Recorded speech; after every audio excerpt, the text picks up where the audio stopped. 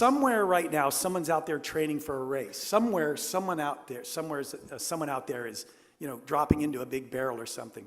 But what I think that's so great about stand-up paddling is that somewhere out there, probably right now, at this very hour, someone is out there exploring this world on a stand-up paddleboard. They might be paddling from island to island. They might be paddling down a coast. They might be traversing a lake, in the Peruvian highlands, or they might be, navigating inner waterways. The great thing about this sport is that sense of adventure that we all feel when we go out anytime, but there are people that push it a little bit further. They look at that horizon and they think, what's beyond that horizon? And do I have what it takes to get there? And I think that's one of the great things about the sport. And that's why, for me, it's an honor to be able to introduce and announce the first category, which is it's the best top expedition. And so here are the nominees.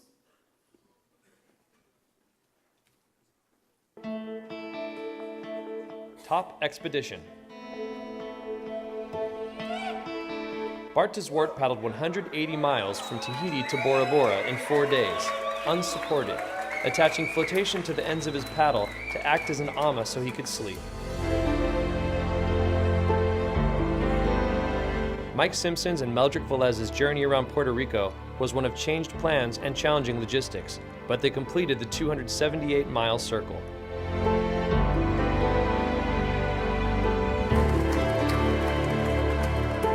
Will Schmidt paddled from Canada to Mexico. That's 1,386 miles in 58 days, all to raise funds for the Wounded Warrior Project, which aids military veterans.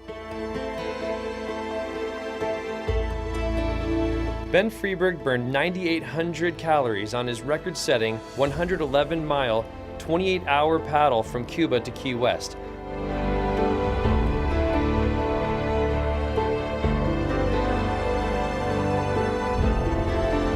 Chris Burdish paddled 75 miles of open ocean in 12 hours off the South African coast, a Guinness World Record.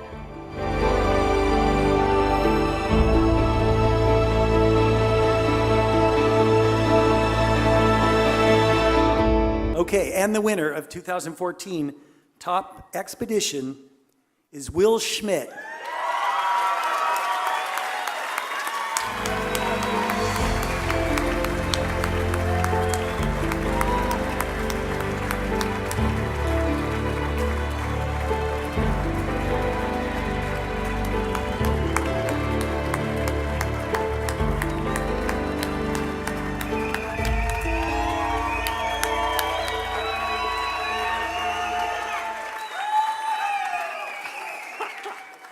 This is crazy, right? I think most of you that know me are probably wondering right now, wow, he owns more clothes than just a pair of board shorts and a wetsuit. How great is it in this day and age to be a pioneer of something, to set the standard and then be able to raise that bar? How great is it when everything's been done before, to be the first person to do something?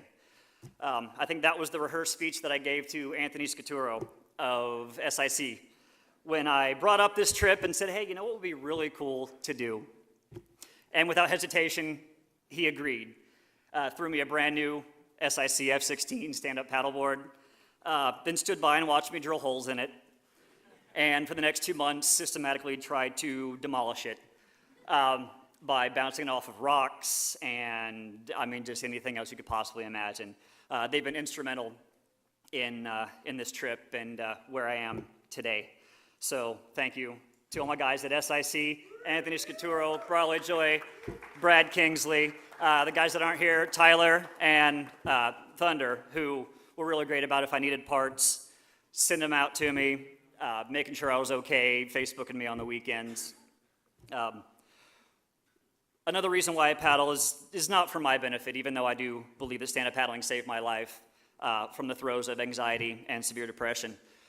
However, I do paddle to raise funds and awareness for a United States charity, the Wounded Warrior Project, that takes care of wounded veterans.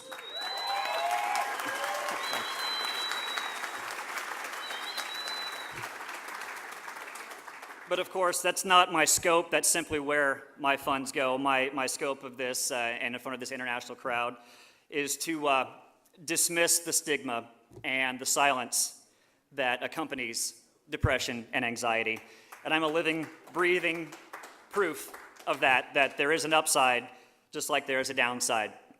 So here I say before you and everyone else, I am here today because stand-up paddling and getting the proper help I need saved my life. I know everyone here knows someone that suffers from anxiety, suffers from depression, post-traumatic stress. If they need help, give it to them. The statistics for the United States, almost 8,000 U.S. servicemen a year commit suicide due to anxiety and depression, PTSD. Move that into the civilian life, add the entire world, and that's what we would call an epidemic, silent epidemic. So that's my message. That's what I have to say regarding that. I won't take up too much more time, but thank you so much, SIC, Oakley for the best gear, Magellan for getting me here and there.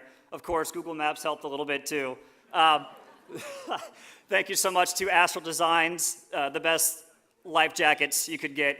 Carapace wetsuits, I wore that thing for 58 days straight without a problem. That's right, I showered in between a little bit. God, if I missed you, Nemo Equipment, a small camping company out of the Northwest, who just took a chance on me, and it really paid off. So thank you to my grandmother, my mother, who followed me in their car down the California coast. My 88-year-old grandmother, she's hysterical. I washed up on the beach about 100 yards north of the Mexican border, and she puts a lei around my neck, and she says, aren't you glad you're done? And she says, well, I looked down about 100 yards, and I said, well, we're not done yet. And we made it there, so kudos to Kelly and everyone else that helped me out. I'll take way too much time. I'm a talker. Thank you so much.